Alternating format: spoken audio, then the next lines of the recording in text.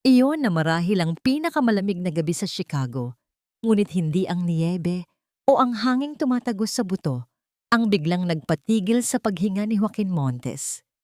Ito ay ang imahe ng kanyang 8 taong gulang na anak na babae.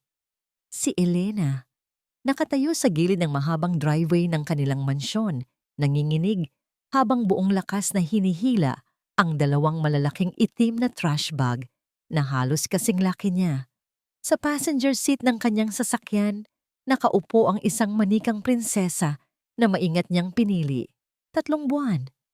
3 buwan siyang nawala para sa isang business trip sa Asia at sa bawat araw na lumipas, ang tanging nasa isip niya ay ang pag-uwi sa 2 babaeng pinakamamahal niya, ang kanyang asawang si Catalina at ang kanyang munting prinsesa, si Elena. Plano niya sanang sorpresahin sila. Plano niya sanang pumasok ng tahimik, yakapin si Catalina mula sa likod, at pagkatapos ay kargahin si Elena at paikutin ito sa ere. Ngunit ang lahat ng pinlano niyang init at saya ay biglang naglaho, napalitan ng isang lamig na mas matindi pa sa niyebe sa labas. Mabilis niyang ipinarada ang sasakyan at halos patakbong lumabas. Hindi niya inalintana ang mamahaling leather shoes na lumulubog sa niyebe. Elena, napalingon ang bata. Sa ilalim ng ilaw mula sa poste, nakita ni Joaquin ang takot sa mga mata nito bago ito napalitan ng gulat. Ang suot nitong jacket ay masyadong manipis para sa ganitong panahon. Ang mga guwantes nito ay maluwag at sa dulo ng mga daliri may nakita siyang kulay na hindi dapat naroroon. Pula. Nang makalapit siya, nanigas siya sa kanyang kinatatayuan. Ang isa sa mga trash bag ay may bahagyang punit at tumutulo mula roon ang isang basag na bote. At ang mga kamay ni Elena, dumudugo. May mga maliliit na hiwa sa palad nito at ang dugo ay tumutulo. Nag-iiwan ng mapupulang mantsa sa puting niyebe. Anak, anong nangyari? Tanong niya. Ang boses niya ay halos hindi lumabas. Yumuko si Elena, umiiwas sa kanyang tingin. Papa, nagtatapon lang po ng basura. Bakit ikaw? Nasaan si Manang Rosa? Nasaan ang tita Catalina mo? Sunod-sunod niyang tanong, habang marahan niyang hinawakan ang mga kamay ng anak. Napangiwi si Elena sa sakit, para siyang sinaksak sa puso. Papa, bumalik na po kayo sa loob. Bawal po ako makipag-usap pag ganitong oras, pabulong na sabi ng bata. Ang takot ay malinaw sa boses nito. Hindi na siya nakasagot. Binuhat niya si Elena na magaan na parang isang manyika at dinala ito papasok sa mansyon. Ang mga trash bag ay naiwan sa labas, parang mga itim na multo sa gitna ng kaputian. Pagpasok nila, ang init ng bahay ay sumalubong sa kanila. Ngunit ang puso ni Joaquin ay nanatiling nagyayelo. Sinalubong sila ng asawa niyang si Catalina na nakasuot ng isang eleganteng silk robe. Perpekto ang ayos nito na parang kakatapos lang magbasa sa tabi ng fireplace. Mahal, nakauwi ka na pala. Hindi ka man lang tumawag, sabi ni Catalina na may matamis na ngiti. Ngunit naglaho ito nang makita niya si Elena sa mga braso ni Joaquin. Anong nangyayari dito, Catalina? Tanong ni Joaquin. Ang boses niya ay kalmado, ngunit may bigat ng isang paparating na bagyo. Bakit ang anak ko ang nagtatapon ng basura sa ganitong oras, sa ganitong panahon? At bakit dumudugo ang mga kamay niya? Ang nangiti ni Catalina ay napalitan ng isang buntong hininga. Isang buntong hiningang puno ng pag-arte at pekeng pag-aalala. Joaquin, kumalma ka. Pinalalaki mo na naman ang isang maliit na bagay. Sabi nito, lumapit at sinubukang hawakan ang kanyang braso, ngunit umiwas siya. Nagiging matigas na ang ulo ni Elena nitong mga nakaraang araw. Bahagi lang yan ng disiplina. Kailangan niyang matuto ng responsibilidad. Disiplina? Halos pasigaw na, sabi ni Joaquin. Tinatawag mong disiplina ang pagpapahamak sa anak ko? Tingnan mo ang mga kamay niya. Tiningnan ni Catalina ang mga kamay ni Elena na walang bakas ng kahit anong emosyon. Isang maliit na hiwalang yan, mahal. Huwag kang OA. Gagamutin natin yan. Sa mga salitang iyon, sa malamig na mga matang iyon, nakita ni Joaquin ang katotohanan. Hindi ito ang babaeng pinakasalan niya. O marahil, ito talaga ang tunay na siya at ngayon lang niya nakita. Ang lahat ng pagmamahal na naramdaman niya para dito ay biglang naging abo. Dumating si Rosa, ang kanilang matandang kasambahay na may pag-aalala sa mukha. Sir Joaquin, mabutit dumating na kayo. Hindi niya pinansin ang sinabi ni Rosa. Tinitigan niya si Catalina.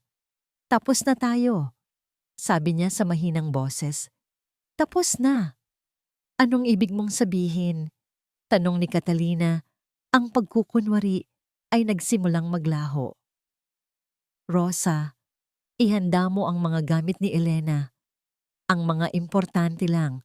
Aalis tayo ngayon din. Utos ni Joaquin, hindi inaalis ang tingin kay Catalina. Hindi ka aalis at lalong hindi mo isasama ang bata. Anmo, sigaw ni Catalina. Ang tunay na kulay nito ay lumalabas na. Ngunit hindi na nakinig si Joaquin. Dinala niya si Elena sa kwarto nito at sa tulong ni Rosa, mabilis silang nag-empake ng isang bag. Ang tanging naririnig ni Joaquin ay ang malakas na kabog ng kanyang dibdib at ang mga sigaw ni Catalina mula sa ibaba. Wala pang kalahating oras, nasa loob na ulit sila ng sasakyan. Si Elena ay nasa likod, binalutan ng makapal na kumot, hawak-hawak ang manikang prinsesa na ngayon lang niya naibigay. Si Rosa ay nasa tabi niya sa harap, tahimik na nagdarasal. Habang papalayo sila sa mansyon na dati niyang tinawag na tahanan, binuksan ni Joaquin ang radyo para mawala ang nakakabinging katahimikan.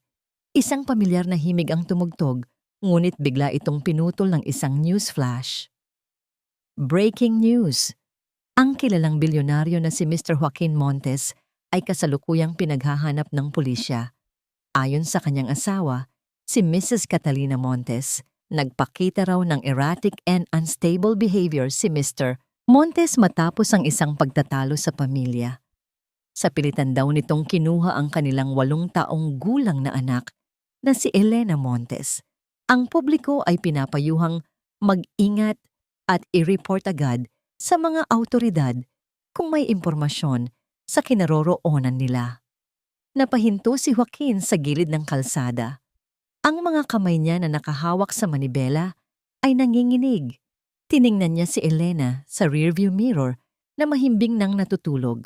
Pagod sa lahat ng nangyari, hindi lang pala niya tinakasan ang isang halimaw. Pinasok pala siya nito sa isang bitag. At ngayon, sa mata ng buong mundo, siya ang kontrabida. Ang mga salita mula sa radyo ay tila nanatili sa hangin. Umuulit-ulit sa isip ni Joaquin na parang isang sirang plaka. Erratic and unstable behavior. Sa pilitang kinuha ang anak. Napakuyom ang kanyang mga kamay sa manibela. Ang mga buko ng kanyang daliri ay namumuti. Isang tawa ang biglang kumawala sa kanyang lalamunan. Isang tawang walang saya, puno ng pait at kawalan ng pag-asa. Siya, Anstal? Siya, na nagtrabaho ng walang tigil para ibigay ang lahat sa pamilya niya. Siya, na ang tanging kasalanan ay ang magmahal at magtiwala ng sobra. Sir Joaquin, ayos lang po ba kayo? Ang mahinang boses ni Rosa ang nagpabalik sa kanya sa kasalukuyan. Tumingin siya sa matanda sa tabi niya. Ang mukha nito ay puno ng pag-aalala. Sa rearview mirror, nakita niyang mahimbing pa rin ang tulog ni Elena. Ang mukha nito ay payapa sa unang pagkakataon mula nang makita niya ito kanina. Para kay Elena, kailangan niyang maging matatag para sa kanya. Ayos lang ako, manang. Sagot niya, pilit na pinapakalma ang sarili. Kailangan nating makahanap ng matutuluyan, kahit saan na lang muna, basta't malayo sa lugar na ito. Muli niyang pinaandar ang sasakyan, ngunit ngayon, bawat anino ay tila isang banta. Bawat sasakyang dumadaan ay tila mga matang nakamasid. Ang syudad na dati simbolo ng kanyang tagumpay ay naging isang malaking kulungan. Pagkatapos ng halos 1 oras na pagmamaneho palayo sa sentro ng Chicago, nakakita sila ng isang maliit at luma ng motel sa gilid ng highway. Ang neon sign nito na nagsasabing Vista Motel ay kumukurap-kurap. Ang letrang V ay halos patay na. Ito ang eksaktong kabaligtaran ng buhay na kinalakihan nila. Ngunit sa ngayon, ito ang pinakaligtas na lugar para sa kanila. Kumuha siya ng isang kwarto gamit ang cash para hindi matunton. Ang amoy ng lumang carpet at panlinis ay sumalubong sa kanila pagpasok. May 2 kama na medyo lundo na ang kutsyon at isang maliit na telebisyon na malamang ay hindi na gumagana. Habang inihahanda ni Joaquin ang higaan, maingat na inupo ni Rosa si Elena sa gilid ng kama para gamutin ang mga sugat nito. Dahan-dahan lang, iha, mahinang sabi ni Rosa, habang marahang nililinis ang mga sugat ni Elena gamit ang first aid kit na laging dala ng matanda sa kanyang bag. Bawat dampi ng bulak na may gamot, napapangiwi ang bata, at bawat pangingiwi niya ay parang libu-libong karayom na tumutusok sa puso ni Joaquin. Nakatayo lang siya sa isang sulok, nakamasid. Pakiramdam niya ay inutil. Siya ang ama. Siya dapat ang tagapagtanggol. Ngunit nabigo siya. Habang ginagamot ni Rosa ang mga sugat na nakikita, alam ni Joaquin na may mas malalalim na sugat na hindi kayang gamutinin ng kahit anong antiseptiko. Matapos malagyan ng band-aid ang maliliit na kamay, pinahiga ni Rosa si Elena. Matulog ka na, munting anghel. Dito lang kami ni Papa mo. Sabi niya, kinukumutan ng bata. Hinintay ni Joaquin na makatulog si Elena bago siya lumapit at umupo sa gilid ng kama. Pinagmasdan niya ang mukha ng kanyang anak, ang mahahabang pilik mata nito, ang maliit na ilong. Nakita niya ang sarili niya rito, ngunit nakikita rin niya ang yumaong ina nito. Kung nabubuhay lang si Maria, hinding-hindi ito mangyayari. Ang bigat ng pagsisisi ay halos dumurog sa kanya. Marahan niyang hinaplos ang buhok ni Elena. At sa ilalim ng kanyang paghaplos, biglang gumalaw ang bata. Dahan-dahan nitong iminulat ang mga mata na puno pa rin ng antok at kalituhan. Papa?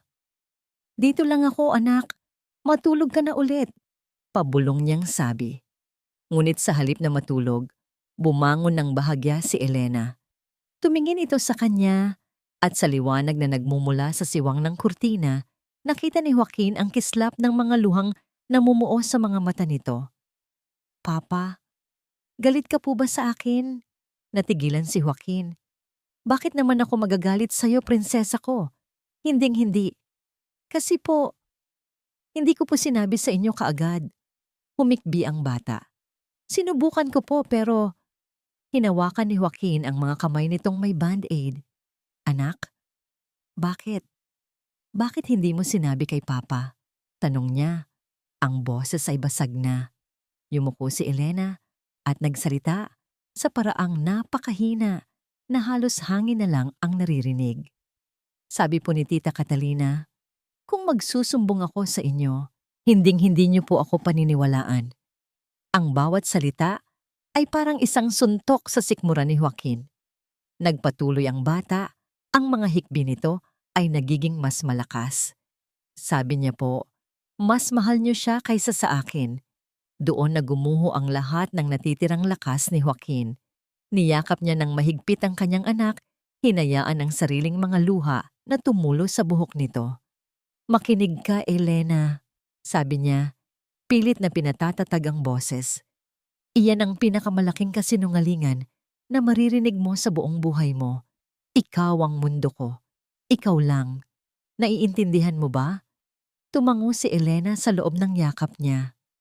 Nanatili sila sa ganoong posisyon ng matagal hanggang sa maramdaman ni Joaquin ang pagbigat ng paghinga ng anak, senyales na nakatulog na itong muli.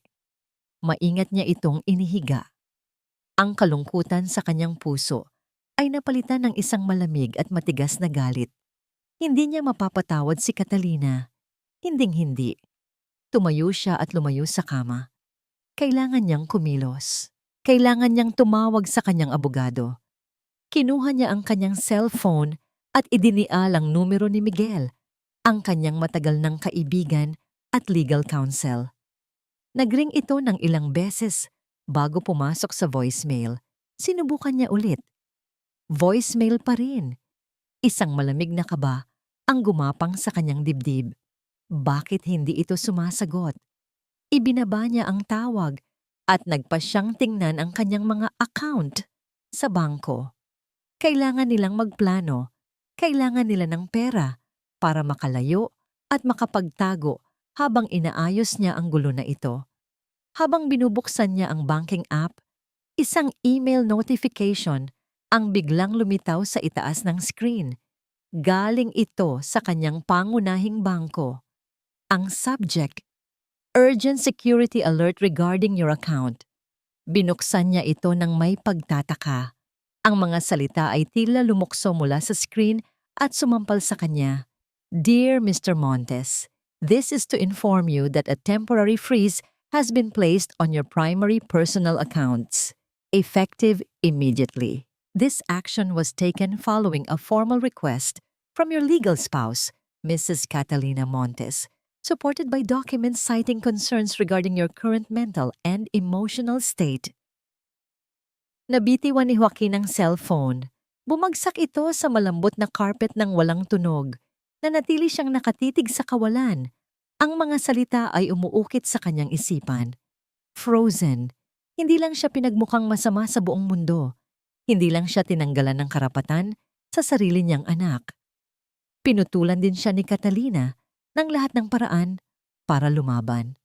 Sila ay nakakulong sa murang motel na ito na may kaunting cash sa kanyang pitaka habang ang buong mundo ay humahabol sa kanila. Ito na pala iyon. Ito ang pakiramdam ng pagiging ganap na walang kapangyarihan. Habang si Joaquin ay nalulunod sa desperasyon sa loob ng isang murang motel, si Catalina Montes naman ay nakaupo sa isang mamahaling leather armchair sa harap ng naglalagablab na apoy sa kanilang fireplace. Ang init mula sa apoy ay yumayakap sa kanyang balat, ngunit walang init na kayang umabot sa kaloob-looban niya. Hawak niya ang isang kopita ng mamahaling red wine, pinapanood ang imahe ni Joaquin sa malaking flat-screen TV, isang stolen shot na kuha kanina habang nagmamaneho ito palayo. Ang mukha ni Joaquin sa screen ay puno ng pagkalito at sakit. Isang maliit na ngiti ang sumilay sa mga labi ni Catalina. Napakababaw mo, Joaquin, bulong niya sa sarili bago humigop sa kanyang wine. Lagi kang dinadala ng iyong emosyon, iyan ang kahinaan mo. Sa kanyang palagay, ang pag-ibig, lalo na ang pag-ibig para sa isang anak, ay hindi isang kalakasan. Ito ay isang kadena, isang kahinaan na madaling gamitin laban sa isang tao. At siya, si Catalina, ay isang dalubhasa sa paggamit ng mga kahinaan. Tumunog ang kanyang cellphone, isang pribadong numero. Ngumiti siya bago sumagot. Victor, tapos na, sabi ng boses sa kabilang linya. Ang boses ng kanyang kapatid, malamig at episyente. Frozen na ang mga pangunahing account niya. Wala siyang access sa kahit anong malaking pera. Magaling, sagot ni Catalina. Ang kanyang boses ay kalmado at puno ng kasiyahan. Ang media? Nasa palad na natin sila. Ang istorya ay kumakalat na parang apoy. Ang bilyonaryong nagkaroon ng mental breakdown. Ang mapagmahal na asawang nag-aalala. Perpekto. Gusto ko yan, sabi ni Catalina. Siguraduhin mong walang butas. Kailangan, sa mata ng lahat, ako ang biktima dito. Huwag kang mag-alala, ate. Ako ang bahala. Ang kailangan na lang natin ay mahanap sila. Mahahanap natin sila, paniniguro ni Catalina. Isang desperadong tao na may kasamang bata, magkakamali rin yan. Pagkatapos ng tawag, tumayo siya at lumapit sa malaking bintana na tanawang driveway na nababalutan ng niebe. Sa labas, may ilang mga van mula sa media na nag-aabang. Ang mga kamera nila ay parang mga buitreng naghihintay ng mabibiktima. Oras na para sa isang pagtatanghal. Kumuha siya ng isang panyo. Bahagyang binasa ito ng tubig para magmukhang may mga luha at siniguradong medyo magulo ang kanyang buhok.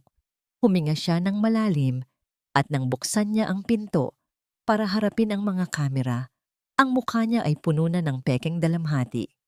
Pakiusap, pakiusap, irespeto niyo ang aming privacy sa mahirap na panahong ito, sabi niya. Ang boses ay nanginginig at basag.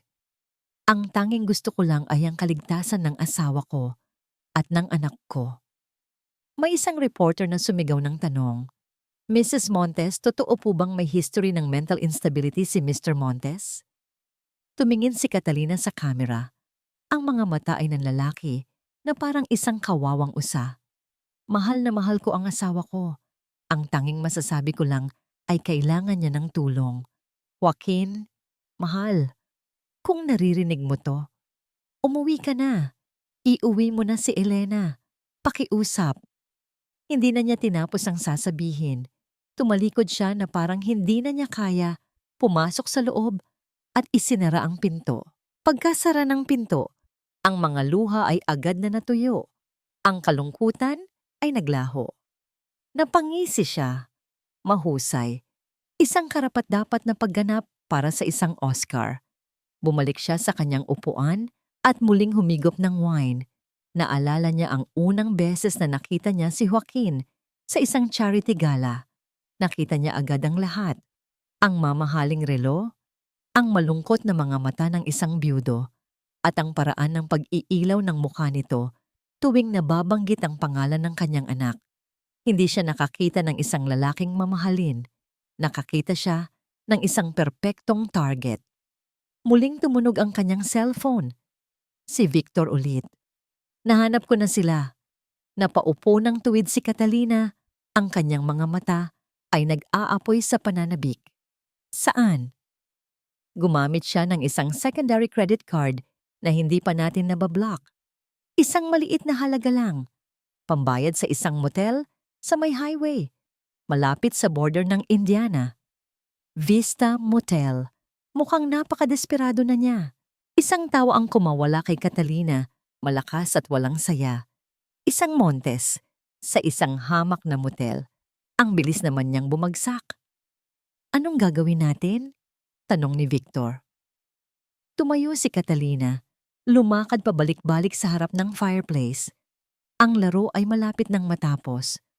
Oras na para sa huling hirit. Tumawag ka sa pulis. Utos niya. Ang boses ay malamig na parang yelo. Ibigay mo ang lokasyon. Sabihin mong natatakot ka para sa kaligtasan ng bata. Oras na para tapusin ang habulan na ito. Ang bawat segundo sa loob ng motel room ay parang isang mabigat na karayom na tumutusok sa pasensya ni Joaquin. Kailangan nilang makaalis. Ngunit para makaalis, kailangan nila ng pera. Ang kaunting cash na dala niya ay hindi magtatagal. Manang, bantayan niyo po muna si Elena. Huwag kayong aalis dito kahit anong mangyari, sabi niya kay Rosa. May isang ATM akong nakita kanina. Ilang kanto lang mula rito. Susubukan ko lang kung gagana pa ang isa kong card. Mag-iingat po kayo, sir. Sagot ng matanda. Ang mga mata ay puno ng pag-aalala. Mabilis na lumabas si Joaquin. Ang lamig ng gabi ay muling sumalubong sa kanya. Ngunit hindi niya ito gaanong naramdaman. Ang tanging nararamdaman niya ay ang nag-aalab na apoy ng determinasyon sa kanyang dibdib. Hindi siya papatalo.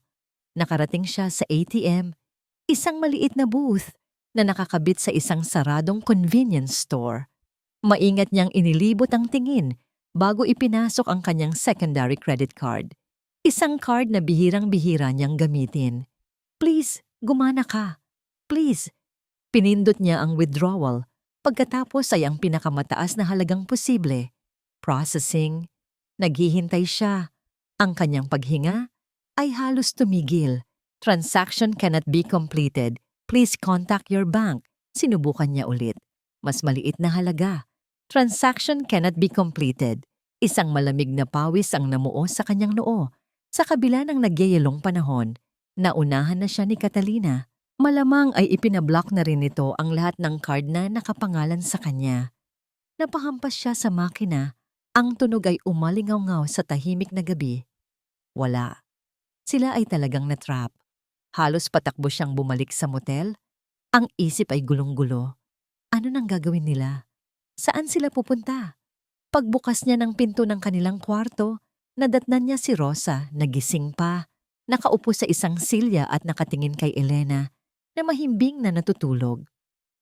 Hindi gumana, sabi ni Joaquin. Ang boses ay puno ng pagod at kabiguan. Kailangan nating umalis dito. Ngayon na. Baka matrace na nila tayo. Nagsimula siyang kunin ang iilang gamit na dala nila. Ang bawat galaw ay mabilis at desperado. Ngunit nang kukunin na niya ang bag ni Elena, isang kamay ang humawak sa kanyang braso. Sir Joaquin, sandali po. Napalingon siya. Si Rosa ay nakatayo sa likuran niya, ang muka ay basang-basa sa luha. Manang, wala na tayong oras. Patawarin niyo po ako, sir, sabi ni Rosa. Ang boses ay nanginginig. Napahinto si Joaquin sa nakita niyang matinding pagsisisi sa mga mata ng matanda. Patawarin niyo po ako dahil nanahimik ako ng matagal. Natakot po ako. Ano po ang ibig niyong sabihin, Manang? Huminga ng malalim si Rosa na parang nag-iipon ng lakas ng loob. Matagal na po akong naghihinala kay Ma'am Catalina. May mga maliliit na bagay. Mga tawag sa telepono na ibang lengguwahe ang gamit na bigla niyang ibababa kapag nakita niya ako. Ang paraan niya ng pagtingin kay Elena kapag akala niya ay walang nakakakita. Hinugot ng matanda ang isang bagay mula sa kanyang bulsa. Isang maliit at itim na USB flash drive. Isang araw po, pagkatapos ng isang mainit na pag-uusap nila sa telepono, nakita kong nahulog niya ito sa ilalim ng sofa. Nagmamadali siyang umalis at hindi niya napansin. Nang makita ko po kung gaano siya nataranta kinabukasan sa paghahanap nito, na parang buhay niya ang nakasalalay dito, kinutuban na po ako. Kinopya ko po ang laman nito sa luma kong laptop bago ko binalik ng palihim sa bag niya. Hindi ko po alam kung ano ang laman nito, Sir Joaquin. Pagpapatuloy niya iniabot ang USB drive kay Joaquin. Pero sana po makatulong ito. Kinuha ni Joaquin ang maliit na piraso ng plastik at metal. Napakagaan nito sa kanyang palad, ngunit pakiramdam niya ay hawak niya ang isang bagay na napakabigat. Isang bagay na maaaring maging susi sa lahat o isang patibong. At sa sandaling iyon, isang tunog mula sa malayo ang biglang pumunit sa katahimikan ng gabi. Isang sirena. Mahina sa simula, ngunit unti-unting lumalakas. Papalapit. Nagkatinginan sila ni Rosa. Ang takot ay malinaw sa kanilang mga mata. Alam nila kung para kanino ang sirenang iyon. Wala silang oras para tingnan kung ano ang laman ng USB. Wala silang oras para mag-isip. Ang tanging pagpipilian na lang nila ay nasa harapan niya. Harapin ang mga pulis na naniniwalang siya ay isang baliw na kriminal at tuluyang mawala sa kanya si Elena? O tumakas sa dilim na may hawak na isang misteryosong piraso ng ebidensya at umasa sa isang himala. Muli niyang tiningnan ang natutulog na si Elena. Pagkatapos ay sa USB na nasa kanyang kamay. Gumawa siya ng desisyon. Ang tunog ng sirena ay parang martilyong pumupukpok sa sentido ni Joaquin. Dalian niyo. Sigaw niya, hindi na ito pabulong. Ginising niya si Elena ng buong ingat, ngunit may pagmamadali. Anak, gisising. Kailangan na nating umalis. Nagising si Elena, nagroggy. Ang mga mata ay puno ng pagkalito. Bago pa man ito makapagsalita, binuhat na siya ni Joaquin, binalot sa kumot, at kinuha ang nag-iisang bag na dala nila. Si Rosa naman ay mabilis na sumunod sa likuran nila.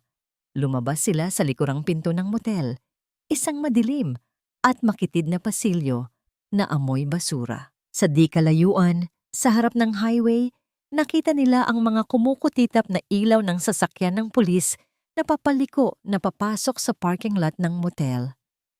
"Dito tayo," sabi ni Joaquin, at tumakbo sila palayo. Patungo sa kadilimang bumabalot sa likuran ng gusali. Palayo sa mga ilaw na humahabol sa kanila. Ang bawat hakbang ay isang pagsubok. Ang niyebe ay makapal, ginagawang mabigat ang kanilang mga paa. Ang hangin ay humihiwa sa kanilang mga balat. Ngunit hindi sila tumigil. Ang tanging nagtulak sa kanila pasulong ay ang adrenaline at ang takot na mahuli. Nang makalayo sila ng sapat, nagtago sila sa likod ng isang hilera ng matataas na pine trees habang pinapanood ang mga pulis na kumakatok sa pinto ng kwartong inokupan nila kanina. Alam ni Joaquin na hindi sila maaaring manatili roon. Sa bawat segundong lumilipas, ang kanilang bilog ay paliit ng paliit. May isang tao na lang siyang malalapitan. Isang tao na pinagkakatiwalaan niya ng buong buhay niya bago pa man dumating si Catalina. Si Miguel. "Manang, may cellphone po ba kayo?" tanong niya kay Rosa. "Meron po, sir. Isang luma." "Maaari ko po bang mahiram?" Ibinigay ni Rosa ang cellphone. Ginamit ito ni Joaquin para tawagan ang pribadong numero ni Miguel. Sa pagkakataong ito, pagkatapos ng 2 ring, sumagot ito. "Hello?" "Miguel, si Joaquin to," sabi niya. Ang hininga ay nag-ahabol. "Joaquin, Diyos ko, saan ka nagsusuot? Hinahanap ka ng lahat. Tinatawagan kita pero hindi kita makontak." Isang bitag ito, Miguel. Pinaratangan nila ako. Mabilis na paliwanag ni Joaquin. "Makinig ka. Wala akong oras. Kailangan ko ng tulong mo. Kailangan namin ng ligtas na lugar." Isang sandaling katahimikan ang sumunod at pagkatapos ay ang matatag na boses ng kanyang kaibigan. "Alam ko kung nasaan ang lumang bahay ng lola ko sa Evanston. Walang nakakaalam niyon. Ite-text ko sa iyo ang address. Magkita tayo roon. Mag-ingat ka, kaibigan." Ang tawag ay naputol. Ang sumunod na 2 oras ay ang pinakamahaba at pinakanakakakaba sa buhay ni Joaquin. Naglakad sila sa gitna ng gabi, umiiwas sa mga pangunahing kalsada, hanggang sa makarating sila sa isang istasyon ng tren. Sumakay sila sa unang biyahe po patungong Evanston. Nakaupo sa pinakasulok, ang mga ulo ay nakayuko. Nagdarasal na walang makakilala sa kanila. Sa wakas, narating nila ang address na ibinigay ni Miguel.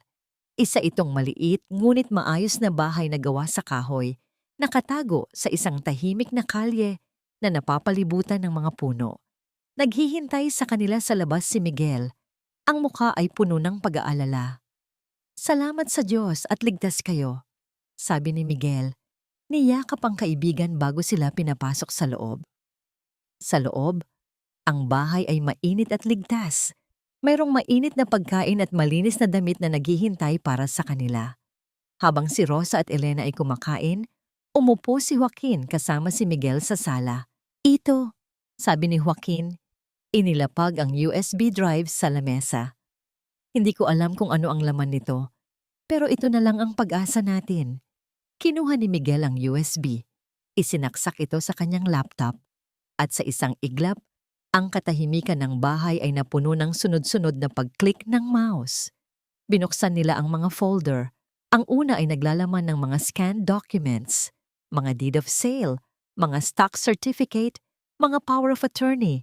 Lahat ay may pekeng pirma ni Joaquin. "Walang hiya," bulong ni Miguel. Matagal na niyang pinaplano ito. Ngunit ang sumunod na folder ang nagpatigil sa kanilang paghinga. Naglalaman ito ng mga email, mga pag-uusap sa pagitan ng isang email address na pamilyar kay Joaquin, ang email ni Catalina, at isang hindi kilalang address.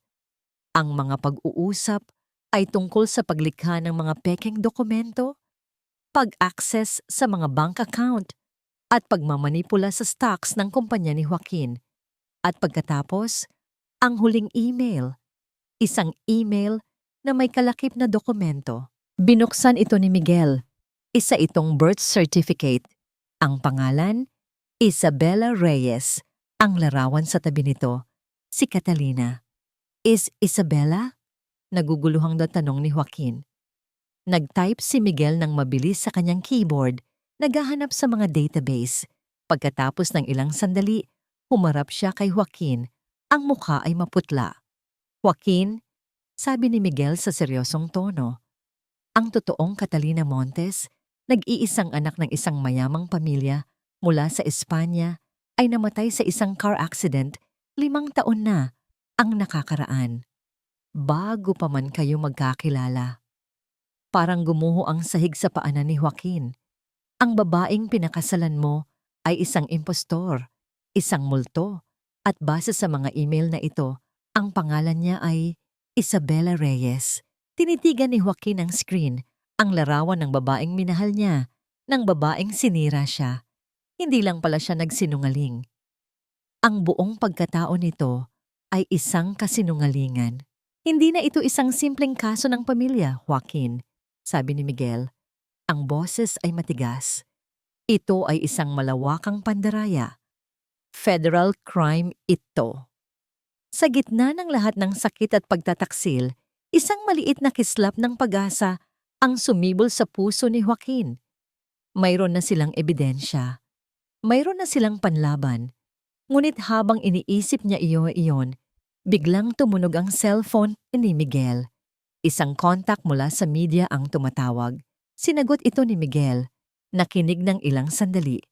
At pagkatapos ay ibinaba ang tawag, ang mukha ay mas lalong naging seryoso. Tumingin siya kay Joaquin. May masamang balita ako. Kaka-issue lang ng korte ng isang emergency custody order. Ibinibigay nito ang pansamantalang kustodiya ni Elena kay Catalina. Base sa ebidensya ng iyong mental instability. Opisyal na nilang hinahabol ka, Joaquin. Ang maliit na kislap ng pag-asa ay namatay. Muli, ang mga nakalimbag na kasinungalingan sa papel at sa internet ay mas makapangyarihan pa pala kaysa sa katotohanang hawak niya ngayon sa kanyang mga kamay.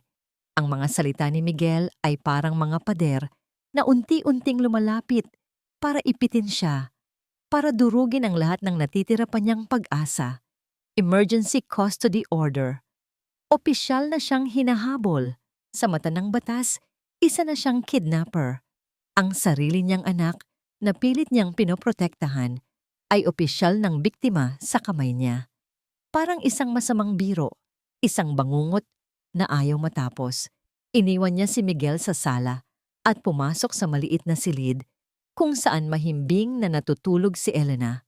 Ang tanging liwanag ay nagmumula sa siwang ng bintana. Isang manipis na guhit ng liwanag ng buwan na tumatama sa mukha ng bata. Umupo siya sa sahig, sa tabi ng kama. Pinagmamasdan ng payapang paghinga ni Elena.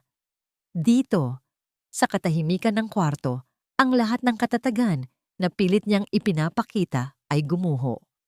Nabigo ako. Ang mga salitang iyon ay paulit-ulit sa kanyang isipan. Nabigo akong protektahan ka, anak. Pinaniwalaan niya ang isang halimaw. Ipinasok niya ito sa kanilang tahanan, sa kanilang buhay. Ibinigay niya rito ang kapangyarihang saktan, ang pinakamahalagang tao sa mundo para sa kanya. At ngayon, ginagamit nito ang parehong kapangyarihan para sirain siya. Isang buntong hininga ang kumawala sa kanya, nanginginig at puno ng sakit. Anong klase siyang ama? Joaquin! Mahinang tawag ni Miguel mula sa pinto. Dapat mong makita ito. Nag-aalangan man, tumayo siya at sumunod sa kaibigan pabalik sa sala. Nakatutok ang TV sa isang 24-hour news channel at naroon na naman ang mukha ni Catalina o Isabela o kung sino man talaga ito. Nasa isang press conference ito, nakatayo sa harap ng kanilang mansyon. Ang mga kamera ay nakatutok sa kanya habang umaarte. Itong pinupunasan ang kanyang mga pekeng luha. Nais ko lang pong magpasalamat sa suporta ng lahat, sabi nito. Ang boses ay basag at puno ng pag-arte. At nais ko pong magpadala ng mensahe sa aking asawa. Joaquin, mahal, Kung naririnig mo to, huminto ito, humikbi, at pagkatapos ay tumingin ng diretso sa kamera na parang tinititigan si Joaquin sa mga mata. Umuwi ka na. Iuwi mo na si Elena, ang anak natin. Pakiusap, huwag mo nang pahirapan ng lahat.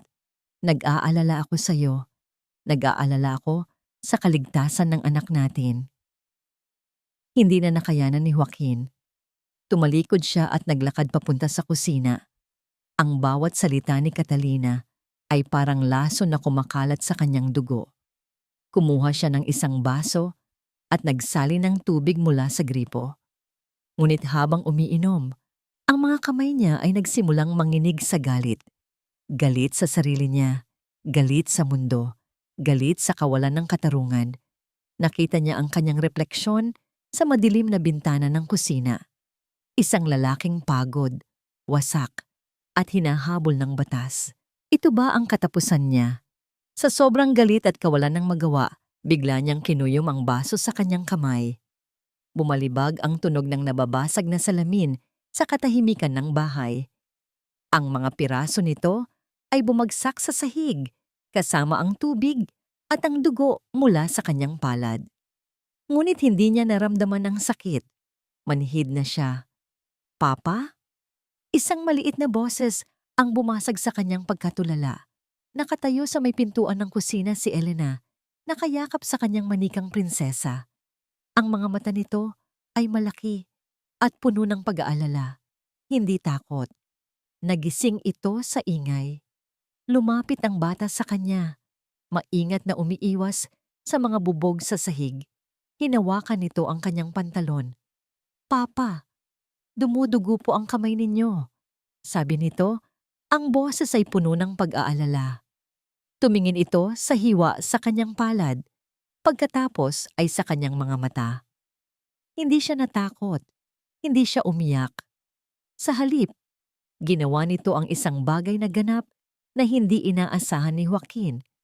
Binitiwan nito ang hawak na manika at gamit ang dalawang maliliit na kamay na may mga band-aid pa, marami nitong niyakap ang kanyang binti. Ipinatong nito ang ulo sa kanyang hita, isang maliit at mainit na presensya sa gitna ng kanyang malamig at madilim na mundo. Okay lang po yan, Papa. Bulong nito. Huwag na po kayong malungkot. At pagkatapos, sinabi nito ang mga salitang babago sa lahat. Naniniwala po ako sa inyo, Papa. Ang simpleng pangungusap na yon, mula sa isang batang sinaktan at pinagtaksilan, ngunit buo pa rin ang tiwala sa kanya, ay parang isang kidlat na tumama sa kaluluwa ni Joaquin. Tumigil ang panginginig ng kanyang mga kamay. Ang ingay sa kanyang isipan ay huminto. Ang bigat sa kanyang dibdib ay biglang gumaan. Tumingin siya pababa sa kanyang anak. Sa loob ng maraming araw, ang tanging iniisip niya ay kung paano niya ililigtas si Elena. Ngunit ang totoo, sa sandaling iyon, si Elena ang nagligtas sa kanya. Niligtas siya nito mula sa kanyang sariling desperasyon. Ang lahat ng kawalan ng pag-asa na nararamdaman niya ay biglang naglaho. Ito ay napalitan ng isang bagay na mas malakas, mas dalisay, at mas mapanganib. Isang bagay na hindi kayang bilhin ng pera ni Catalina o sirain ng kanyang mga kasinungalingan. Isang malamig at matigas na determinasyon. Dahan-dahan siyang yumuko at binuhat si Elena. Iniingatang hindi matapakan ng mga bubog. Dinala niya ito pabalik sa silid at inihiga. Hinalikan niya ito sa noo. Matulog ka na ulit, prinsesa. Pangako, paggising mo, magiging maayos na ang lahat. Sabi niya. Bumalik siya sa sala kung saan naghihintay si Miguel na may hawak na first aid kit para gamutin ang kanyang sugat. Habang ginagamot siya nito, tinitigan ni Joaquin ang kanyang kaibigan. Ang kabaliwan sa kanyang mga mata kanina ay wala na. Napalitan ito ng isang matalas at nakatutok na tingin. Tapos na ang pagtatago, Miguel, sabi niya. Ang boses ay kalmado ngunit may bigat na parang bakal. Nag-angat ng tingin si Miguel. Nakikita ang pagbabago sa kaibigan. Gusto niyang makipaglaro, Gusto niya ng gulo, pagpapatuloy ni Joaquin. Kung ganoon, ibibigay ko sa kanya ang isang digmaan na hinding-hindi niya malilimutan. Tumingin siya kay Miguel at sa unang pagkakataon, mula nang magsimula ang bangungot na ito, isang ngangiti ang sumilay sa kanyang mga labi. Isang ngiting hindi masaya, kundi isang nangiti ng isang taong wala nang maaaring iwalan pa at sa makatuwid ay handa nang isugal ang lahat. Tawagan mo ang kakilala mo sa FBI. Kinabukasan, bago pa man sumikat ang araw, dinala sila ni Miguel sa isang maliit at sarado ng coffee shop sa isang tahimik na distrito ng Chicago. Ang lugar ay amoy lumang kape at alikabok. Ito ang pinakaligtas na lugar na naisip ni Miguel para sa pinakamahalagang pag-uusap sa buhay ni Joaquin. Dalawang lalaki na nakasuot ng simpleng damit ang naghihintay sa kanila sa loob. Mukha silang ordinaryong tao, ngunit ang kanilang mga mata ay matalas at ang kanilang tindig ay hindi maikakaila. Sila ay mga ahente ng gobyerno. Mr. Montes, sabi ng mas matanda, inilahad ang kamay. Ako si Special Agent Davis at ito si Agent Reyes. Salamat sa pagpunta.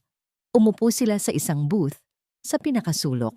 Si Rosa ay tahimik na nakaupo sa tabi ni Joaquin. Ang mga kamay ay magkasalikop sa kanyang kandungan. Sa simula, ang mga ahente ay puno ng pag-aalinlangan. Nakarinig na sila ng maraming kwento mula sa mga mayayamang pamilyang nag-aaway. Ngunit habang inilalatag ni Joaquin ang kwento, habang ipinapaliwanag niya ang bawat detalye ng may kontroladong galit at habang ipinapakita ni Miguel ang mga dokumento mula sa USB sa kanyang laptop, unti-unting nagbago ang anyo ng mga ahente. Ang pag-aalinlangan ay napalitan ng matinding interes. Lahat ng ito, ang pekeng pagkakakilanlan, ang mga financial document, ay tumutugma sa isang modus operandi na matagal na naming sinusubaybayan. Sabi ni Agent Davis, ang kanyang boses ay seryoso na ngayon. Isang grupo na nambibiktima ng mga mayayamang negosyante. Pero ngayon lang kami may nagkaroon ng ganito kalinaw na ebidensya.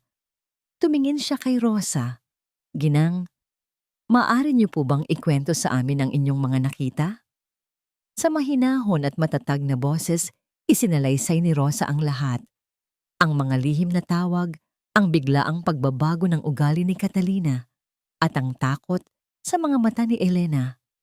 Ang kanyang testimonya na puno ng katapatan ng isang taong nagmamalasakit ang nagbigay ng bigat at puso sa lahat ng teknikal na ebidensya. Salamat po, sabi ni Agent Davis pagkatapos. Mr. Montes, magsisimula kami ng isang masusing investigasyon. Pero kailangan namin ng isang pabor. Kailangan niyong manatiling nakatago. Huwag kayong gagawa ng kahit anong biglaang hakbang. Huwag kayong kokontak ng kahit sino. Hayaan niyong kami ang kumilos. Ang tagumpay ng operasyong ito ay nakasalalay sa katahimikan. Tumango si Joaquin. Gagawin ko ang lahat. Basta't iligtas niyo ang anak ko. Pagkaalis ng mga ahente, naiwan silang tatlo ni Miguel sa katahimikan ng coffee shop. Mayroon ng pag-asa, isang tunay na pag-asa, ngunit kasabay nito ay isang mabigat na paghihintay. May isa pa tayong kailangang gawin, sabi ni Miguel, binabasag ang katahimikan. Habang nag-iimbestiga ang FBI, kailangan nating isipin si Elena. Ang lahat ng ito ay isang malaking trauma para sa kanya. Kung aabot ito sa korte, ang testimonya niya ay magiging krusyal. Pero higit pa roon, kailangan niyang gumaling. Anong ibig mong sabihin? Tanong ni Joaquin. May kilala akong child psychologist, si Dr. Anya Sharma. Napakagaling niya. Gusto kong kausapin niya si Elena, hindi para tanungin tungkol sa kaso, kundi para tulungan siyang maintindihan at iproseso ang kanyang mga nararamdaman. Nag-alinlangan si Joaquin. Ang huling bagay na gusto niya ay ang dagdagan pa ang pasanin ng kanyang anak. Para sa kanya ito, Joaquin, paniniguro ni Miguel. Para maging handa siya, anuman ang mangyari. Pumayag si Joaquin. Kinahapunan, dumating si Dr. Sharma sa bahay. Hindi siya mukhang doktor. Nakasuot siya ng maong at simpleng sweater, at ang kanyang nangiti ay mainit at nakakahawa. Umupo siya sa sahig kasama si Elena, hindi sa Celia. "Hi, Elena," sabi niya. "Ako si Anya. Narinig ko na mahilig ka raw mag-drawing. Nagdala ako ng mga pangkulay." Sa simula, si Elena ay tahimik at mahiyain, ngunit ang mahinahong presensya ni Dr. Sharma ay unti-unting nagpalambot sa kanya. Hindi siya nagtanong tungkol kay Catalina o sa mga masasamang nangyari. Nagtanong siya tungkol sa paboritong kulay ni Elena, sa paborito nitong hayop, sa mga pangarap nito. Mula sa pintuan tahimik na nanonood si Joaquin, ang puso niya ay pinipiga. "Gusto mo bang mag-drawing tayo ng isang bahay?" Mungkahi ni Dr. Sharma. Tumango si Elena. Kumuha ito ng itim na Crayola at gumuhit ng isang malaking bahay na may mga bintanang nakasara. Sa loob, gumuhit ito ng isang maliit na babae na nakatayo sa isang sulok. Sa tabi nito, gumuhit ito ng isang mas malaking babae na may galit na mukha at nakapamiwang. Pagkatapos, kumuha ito ng asul na Crayola. Sa labas ng bahay gumuhit ito ng ulan at sa ilalim ng ulan, gumuhit ito ng isang lalaki. Nakatayo, nakatingin sa bahay, hindi makapasok. Napatingin si Dr. Sharma sa drawing. Tumingin din si Joaquin. Malinaw na malinaw ang mensahe. Iyon ang mundo ni Elena sa mga nakaraang buwan. "Napakaganda ng drawing mo, Elena," sabi ni Dr. Sharma. "Sino-sino sila?" Tumingin si Elena sa drawing. Ang kanyang daliri ay nanginginig habang itinuturo ang mga figura. "Ito po ako. Ito po si Tita Catalina. At ito po si Papa." Habang nakatingin sa drawing, biglang nanlaki ang mga mata ni Elena na parang may biglang naalala. Tumingin siya kay Dr. Sharma. May kahon po siya," bulong nito. "Anong kahon, mahal?" tanong ng doktora. "Isang kahon po na laging nakatago sa ilalim ng kama niya." Pagpapatuloy ni Elena, ang boses ay halos pabulong na. "Minsan po, kapag akala niya tulog na ang lahat, kinukuha niya yon. May mga papel po sa loob at may isa pa po siyang cellphone." Napatingin si Dr. Sharma kay Joaquin na ngayon ay lumapit na sa kanila. "At kapag ginagamit niya po yung cellphone na yon," dagdag ni Elena, "ang kanyang mga mata ay nagpapakita ng matinding pag-iisip. Iba po ang salita niya. Hindi po English. Hindi rin po Tagalog. Iba po. At laging galit ang boses niya kapag kausap niya yung nasa telepono." Napatitig si Joaquin kay Miguel na narinig ang lahat. Ang impormasyong yon, ang tungkol sa kahon, ang sikretong cellphone, ang pakikipag-usap sa ibang lengguwahe, ay hindi lang basta alaala ng isang bata. Ito ay isang piraso ng puzzle na hindi nila alam na hinahanap pala nila. Kinuha ni Miguel ang kanyang cellphone at mabilis na nag-text sa kanyang contact sa FBI. They need to look for a hidden box and a burner phone. She speaks another language in secret, possibly Spanish. Ang tinig ng katotohanan na matagal na nabaon sa takot ay sa wakas ay nagsimula ng marinig. At ito ay nagmumula, hindi sa mga dokumento o sa mga abogado, kundi sa bibig ng isang 8 taong gulang na bata na nag-drawing lang ng kanyang nararamdaman. Nasa ituktok ng kanyang mundo si Catalina, o mas kilala bilang si Isabella Reyes. Hawak niya ang isang court order na nagbibigay sa kanya ng kustodya kay Elena. Ang media ay kumakain sa bawat salitang lumalabas sa kanyang bibig. Nilulunok ang bawat pekeng luha. Ang mga abogado niya ay nasa huling yugto na ng paglilipat ng kontrol ng Montes Investments sa kanyang pangalan, gamit ang power of attorney na pinirmahan ni Joaquin noong mga panahong bulag pa ito sa pag-ibig, at ang mga pekeng dokumentong sumusuporta rito. Ang lahat ay umaayon sa plano. Perpekto. Nakatayo siya sa opisina ni Joaquin sa loob ng mansyon, isang silid na puno ng mga aklat at mga alaala ng yumaong asawa nito. Hinaplos niya ang makinis at malamig na kahoy ng mesa. Sa loob ng ilang araw, ang lahat ng ito, ang bahay, ang kumpanya, ang pera, ay magiging kanya na. Ngunit sa gitna ng kanyang tagumpay, may isang maliit na tinik na nagsimulang tumusok sa kanyang isipan. Si Joaquin, nasaan na siya? Mahigit 2 araw nang walang anumang bakas, walang nagamit na credit card, walang tawag sa telepono, walang kahit anong senyales, para siyang biglang nilamon ng lupa. Hindi ito akma sa kanyang plano. Ang inaasahan niya ay isang desperado at pabigla-biglang si Joaquin na madaling mahuhuli. Hindi isang taong marunong magtago ng ganito kahusay. May problema ba, ate? Pumasok si Victor sa opisina. Ang mukha ay mas seryoso kaysa dati. Nawawala si Joaquin at hindi ko gusto ang pakiramdam na yan. Sagot ni Catalina. Ang kanyang mga daliri ay marahang tumatapik sa mesa. Hayaan mo na siya. Kahit magtago pa siya, wala na siyang magagawa. Nasa atin ang lahat ng baraha.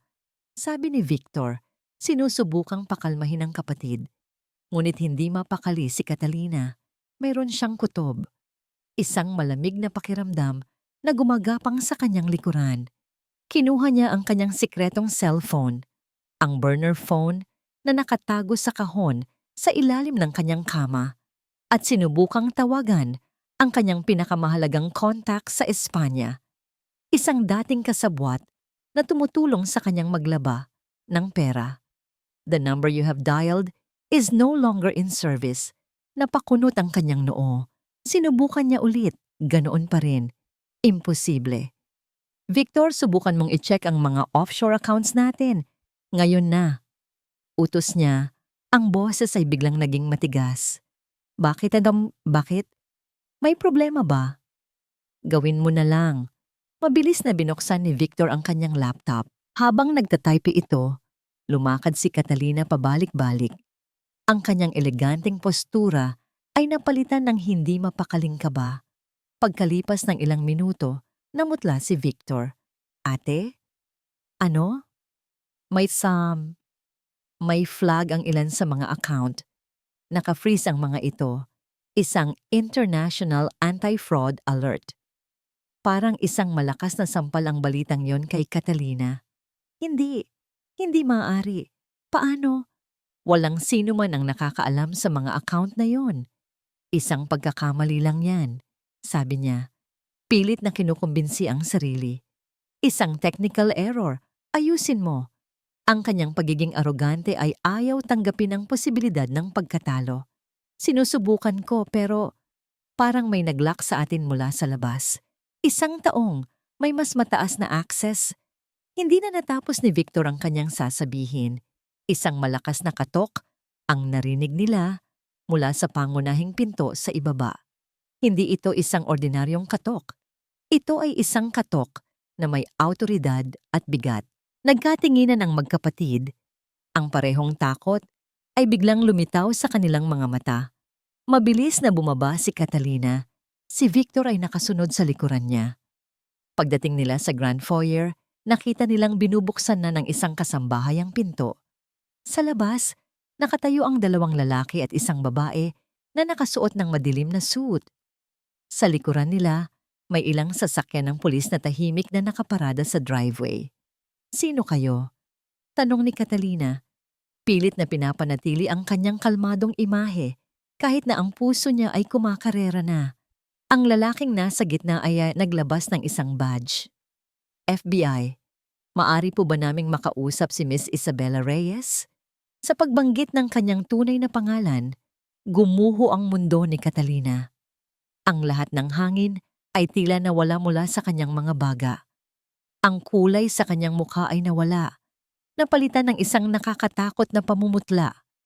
Ang pagiging arogante, ang pagkukunwari, ang lahat ng kasinungalingan. Lahat ay naglaho sa isang iglap. Naglabas ang ahente ng isang litrato. Isang lumang litrato ng isang masayang babae na may maitim na buhok. Ang tunay na Catalina Montes. Isabella Reyes, ulit ng ahente, ang boses ay walang emosyon. Inaaresto ka namin para sa mga kasong pandaraya, identity theft, at child endangerment. Ang huling nakita sa mukha ni Catalina ay hindi galit o pagsisisi. Ito ay ang purong takot ng isang mangangaso na biglang nalaman na sa buong panahon pala, siya ang hinahabol. Ang balita ng pag-aresto kay Catalina Montes ay sumabog na parang isang bomba. Sa loob ng isang gabi, ang kwento ay nagbago. Ang nag-aalalang asawa ay naging isang dalubhasang manloloko. Ang unstable na bilyonaryo ay naging isang ama na desperadong prinotektahan ang kanyang anak. Ang mga headline ay nagsigawan ng katotohanan. Impostor na asawa arestado, bilyonaryo, biktima ng malawakang pandaraya. Si Joaquin Montes ay malinis na. Ang kanyang pangalan ay naibalik. Ngunit alam niyang hindi na siya kailanman magiging parehong tao ulit. Pagkalipas ng ilang araw, kasama niya si Elena na bumalik sa mansyon. Ang mga pulis ay tapos na sa kanilang investigasyon. Ang yellow tape ay tinanggal na. Ngunit habang nakatayo sila sa grand foyer, ang katahimikan ng bahay ay tila bumubulong ng mga alaala ng kasinungalingan at sakit. Tumingin si Joaquin sa paligid. Ang bawat mamahaling florera, bawat eleganteng pintura sa dingding, bawat piraso ng muebles na pinili ni Catalina, lahat ay parang bahagi ng isang entablado kung saan ginanap ang isang masamang dula. "Papa, ayoko po dito," mahinang sabi ni Elena. Ang kamay ay mahigpit na nakahawak sa kanya. Tumingin si Joaquin sa anak at sa sandaling iyon, alam na niya ang kailangan niyang gawin. "Ako rin, anak," sagot niya. Hindi na ito ang tahanan natin. Lumabas sila ng bahay na yon at hindi na muling lumingon pa. Kinabukasan, kinausap niya si Rosa sa pansamantalang tinutuluyan nila sa bahay ni Miguel. "Manang Rosa," simula niya, "wala akong sapat na salita para magpasalamat sa inyo. Iniligtas niyo kami," ngumiti ang matanda. "Ginawa ko lang po ang tama, sir, at pamilya po ang turing ko sa inyo ni Elena. At dahil doon, meron akong hihilingin sa inyo." Pagpapatuloy ni Joaquin. "Ibebenta ko ang mansyon. Ibabalik ko ang kumpanya sa ayos.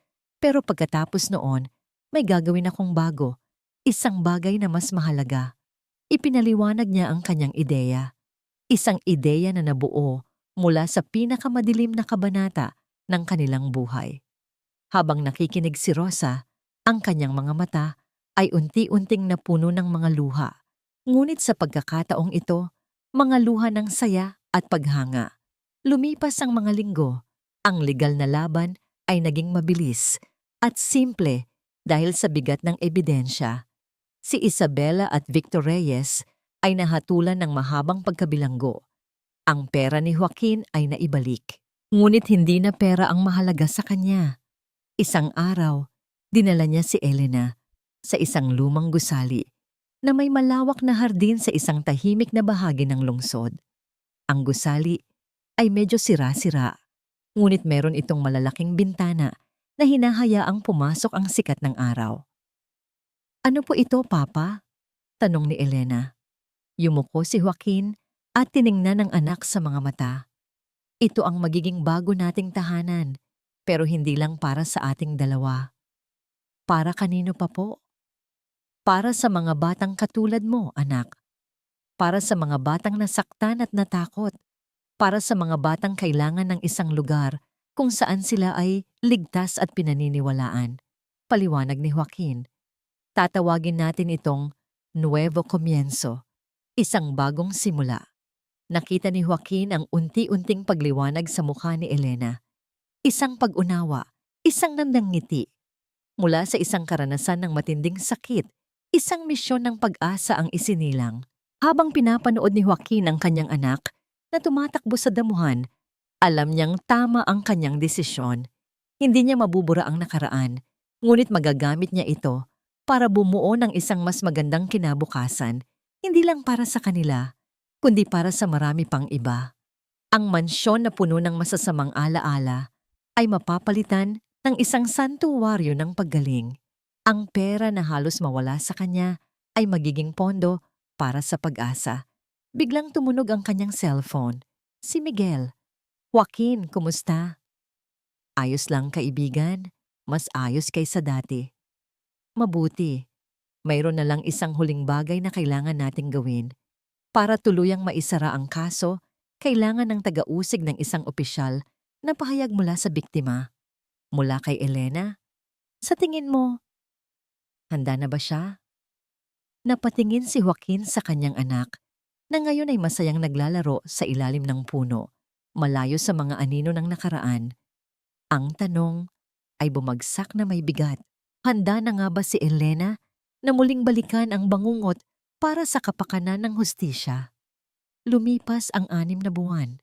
Ang dating luma at sira-sirang gusali ay isa na ngayong makulay at masayang lugar. Ang mga dingding ay pininturahan ng maliliwanag na kulay. Ang hardin ay puno ng mga bulaklak at isang palaruan, at ang hangin ay puno ng tunog ng tawanan ng mga bata. Ang Nuevo Comienzo Center ay handa ng buksan ng mga pinto nito sa publiko. Sa araw ng inaugurasyon, abala ang lahat. Si Miguel ay nandoon, nakikipag-usap sa mga bisita at miyembro ng media. Si Dr. Anya Sharma, na ngayon ay head psychologist na ng center, ay inaasikaso ang mga bata. At si Rosa, na may ngiti na hindi maalis sa kanyang mukha, ay ang namamahala sa buong lugar. Hindi na bilang isang kasambahay, kundi bilang isang ginagalang na administrator. Sa gitna ng lahat, nakatayo si Joaquin, hindi nakasuot ng mamahaling suit ng isang CEO, kundi isang simpleng polo shirt at slacks. Ang kanyang anyo ay nagbago. Ang dating tensyon sa kanyang mga balikat ay nawala na. Napalitan ng isang aura ng kapayapaan at layunin. Lumapit sa kanya si Elena na nakasuot ng isang simpleng puting bestida. Ang buhok nito ay nakatali sa isang tirintas.